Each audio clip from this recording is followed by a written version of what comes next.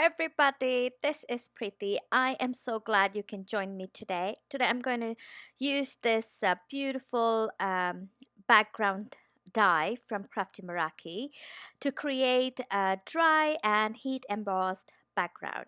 So what I'm doing is I'm just taking a red cardstock here and I'm going to apply VersaFine Mark. This is an embossing ink over the die cut. You want to make sure that the die is absolutely clean, there's nothing sticking on it, because you are going to emboss as well as heat emboss it, so you don't want any particles sticking onto it.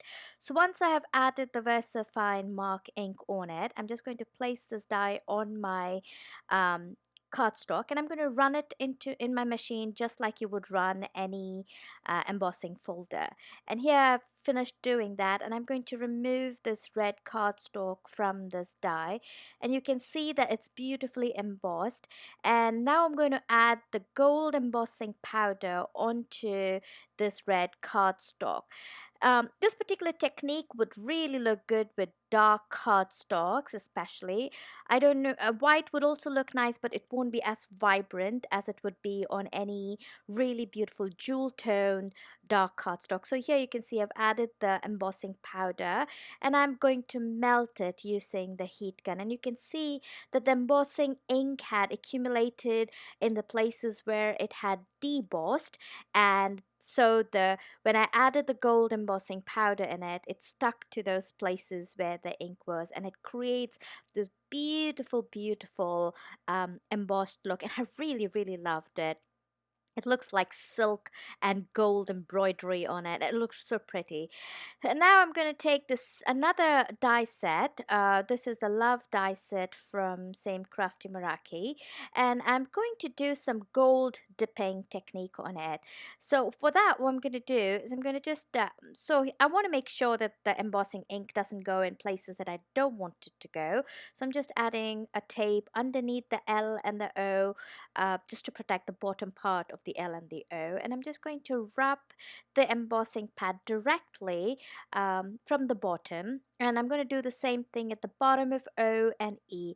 And as you're rubbing it, you want to make sure you're lifting up the ink pad and you're not taking the ink all over the word, but just at the bottom edge of the of the die cut. And I'm going to again add the gold embossing powder to the places where I've added the embossing ink, and I'm going to just use a fine brush and just not a fine, a fluffy brush, and I'm going to remove the extra gold embossing powder where I don't want it to be. And you can see it looks like you have dipped that love in gold, and when you heat set it, you'll see once it's done, look at that, there you go, and it looks so beautiful. I die cut this twice, so I'm just going to adhere them one over the other just to make it a little sturdy. The cardstock I was using was just about 80 pounds, so I wanted that love to be a little sturdy, so I added another piece of the same die cut behind it. Now I'm taking this stamp set, and I'm going to pick a few flowers and leaves from this stamp set, and I am going to ink it. The stamp set, I don't know what the stamp set is called, but I will have it in the description box below for you, all the stamps and dies that I have used. So I've gone ahead and stamped it using a Copic or alcohol friendly ink. I'm using Altenew markers to color these flowers. And in order to color the flowers, I'm just going to show you one flower and a couple of leaves. Yes, how I did it. I just took the darkest color and laid it wherever there would be a cast shadow. What I mean by a cast shadow is that wherever there's a petal over another petal, it would lay a shadow. So I added the cast shadow. I added the darkest color there, and then I added a few flicks from the center using the same dark color, and then I blended it using a lighter pink shade over it, making sure to leave some white gaps between those flicks. And then I finished it off with the lightest pink, and this gives you that texture on a petal. Instead of a smooth blended petal, it almost looks like the petal has textures in them, and it really looks beautiful. And for the center, because I had already stamped it using a dark, like a black ink, I wanted to add some more black to the center, but I didn't want it to be really dark, so I added some gray shades in it. Now for the leaf, I'm starting off with a darker green at the bottom part of each leaf, and then I'm going to blend that with a mid-tone green, and then the lightest over it. So it just gives a it just goes from the darkest to the lightest. You have to facing above, like on the top of the leaf, and then I just took a darkest green color again and went in the center for the stem and also in between all the leaves just to add a little vein line. And then I went ahead and fussy cut all of these flowers and leaves. And then I'm taking this I love you stamp. I'm sorry that I've lost that footage. I went ahead and stamped it and embossed it on a black cardstock using white embossing ink. And then I went ahead and took this hugs and kisses from the same love die, and I die cut them 3 times each, and then each of these hugs and the kisses, both of them have and in front of them, so I just went ahead and snipped away the and from each of those dies, and then I adhered them one above the other to give them a little bit of thickness, and there you can see those 2 dies. Now it's just putting this card together, so I'm just going to add the love in the center, the dip dyed gold love in the center, and I am going to adhere this using some foam tape. I did use a lot of foam tape because I wanted to make sure that this adheres really flat and there's no bulk or sag anywhere. So after I was done removing the tape's backing, I just am adding some liquid glue. This just gives me a little wiggle room if I make them, like, just to make sure that I'm adhering it right in the center. And now all I did is I took all the flowers that I had gone ahead and colored and fussy cut. I'm just going to place them in different places.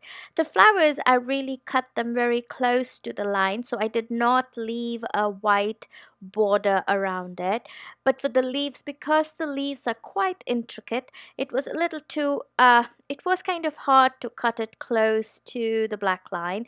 So I actually cut it using a bit of white showing on it, so and it made it so much more easier to fussy cut that, and it really did not make a big difference when the whole card was put together because there was enough white in that I love you, as I showed you there, in that black cup on that black embossed cardstock.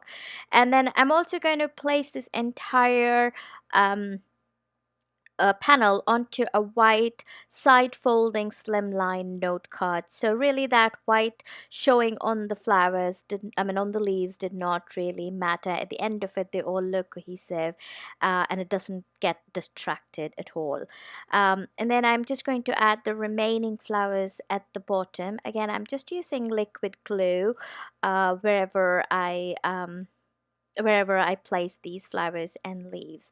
And if you did make some mistake in the center where you add the dip dye when you dyed the embossing ink, or if and the embossing powder stuck anywhere, those flowers and that sentiment easily covers up those small minor mistakes. And then I just added the hugs and kisses that I had die cut using a white cardstock on top of love and kisses. You can definitely use this card to say I love you to someone, to a loved one, or an anniversary card. So many occasions that you can use this particular design.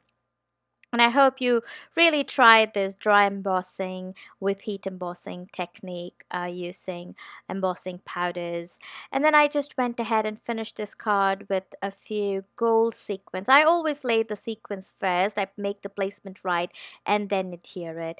And yeah, I've taken a white side folding slimline note card, and I'm just adhering this directly using some liquid glue on top of that white note card, and that pretty much completed this card. And here is a closer look. You can see how beautiful that embossing looks. I hope you enjoyed this video, and I will see you next time. Bye bye.